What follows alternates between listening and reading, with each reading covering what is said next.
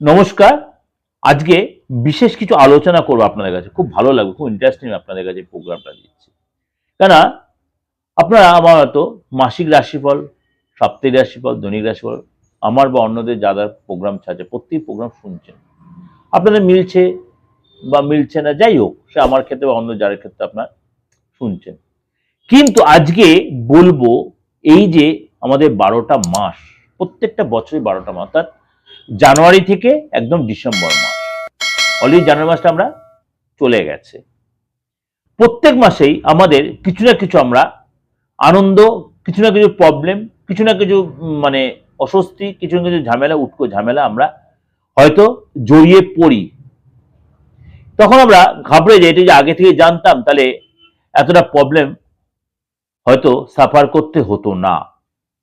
কি করবো, অগত্যা হয়ে গেছে, তখন তখন আমাদের সেটা মেনে নিতে হয়। এমন কোনো বছর যায়নি কোনো মানুষের যে সারাটা বছরই আপনার হ্যাবক গেছে। খুব রেয়ার কেস হয়তো গেছে, এরকম একদম বলবো তা না, গেছে। কিন্তু খুব রেয়ার মানুষ এরকম আছে যে সারাটা বছরই আপনার ভালো গেছে। কিন্তু দেখা গেলো এমন একটা মাস আপনার জন্য সারাটা মাস ভালো গেল, একটা মাস হয়তো এমন ডিস্টার্ব হয়ে গেল। তাহলে আজকে আমি সেরকমই আপনাদের যে প্রেজেন্টেশন দেব, সেমনই আপনাদের যে প্রেজেন্টেশন দেব যে এই 12 রাশির, অর্থাৎ 12 রাশির 12 মাস, অর্থাৎ মেষ টু মিন 12 মাস। অলরেডি আপনার জানুয়ারি মাসটা কেটে গেছে, অতটা ইন্টারেস্ট হবে না, ফেব্রুয়ারি মাসে অনেকটা দিন কাটিয়ে ফেলেছেন। সুতরাং আপনাকে বলবো আজকে যে আগামী যে 11টা মাস আছে, সুতরাং আপনাদের কেমন যাবে মেষ টু মিন, খুব ইন্টারেস্টিং। তাহলে আপনাদের কাছে মাসিক রাশিফল শুনছেন, সেটা গুলিয়ে ফেলবেন না। কিন্তু এটা যে আমি ওখান থেকে কিছুটা শর্ট করে না আপনাদের কাছে প্রেজেন্ট দেবো করা। চলুন তাহলে জেনে নিই আপনার রাশি কি বলছে। সিংহ রাশি। সিংহ রাশির জন্য আপনাকে বছরের কোন কোন মাসগুলো একটু সতর্ক সংযত থাকতে হবে। প্রথমে বলে আপনাকে ফেব্রুয়ারি মাসের 27 তারিখ 26 তারিখ থেকে আপনাকে রিজার্ভ হতে হবে আপ টু ফুল মার্চ মাস, এবং সেপ্টেম্বর মাসের 25 তারিখ থেকে ফুল অক্টোবর মাসটা আপনাকে সতর্ক থাকতে হবে। এবং আপনাকে কিন্তু এই সময় কনফিডেন্সের অভাব, আপনি সন্তান যদি থেকে সন্তানের সাথে আপনার মিসবিহেভ হতে পারে, বা আপনি নিজে যদি সন্তান হন আপনার বাবা মার সাথে কোনো মিসবিহেভ হতে পারে, বাবা মার কথার অবাধ্য হতে পারেন, এবং কর্মের জায়গায় বা পড়াশোনার জায়গায় টিচারের সাথে কর্মক্ষেত্রে সমস্যা পড়তে পারেন।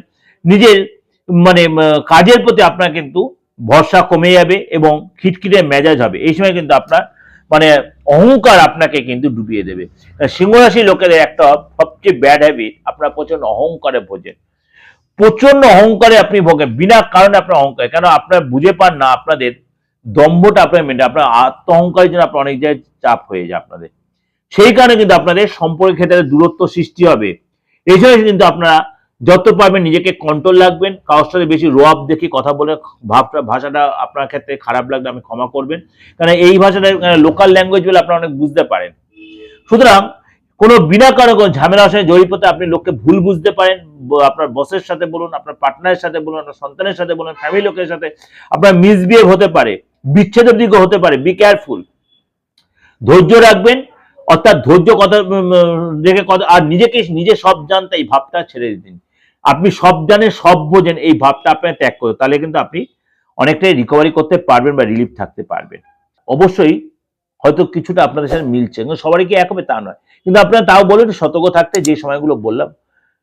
আর যদি দেখছেন কোনো সাফার করছেন, এরকম প্রবলেম অ্যারাইজ হচ্ছে, কনসাল্ট করবেন কারোর কাছে, যদি অ্যাকচুয়ালি মানেন, জ্যোতিষ মানেন, সে আপনার প্রপার গাইড দেবে এবং সেখান থেকে আপনার অনেকটা রিলিফ দেবে। কিন্তু কিছুটা হলেও কিন্তু আপনার কষ্ট অনুভব করবেন। ওভারঅল প্রেডিকশন দিলাম, ভালো লাগলে অবশ্যই লাইক করবেন, শেয়ার করবেন, যোগাযোগ করতে হলে বুকিং ফোন করবেন। নমস্কার।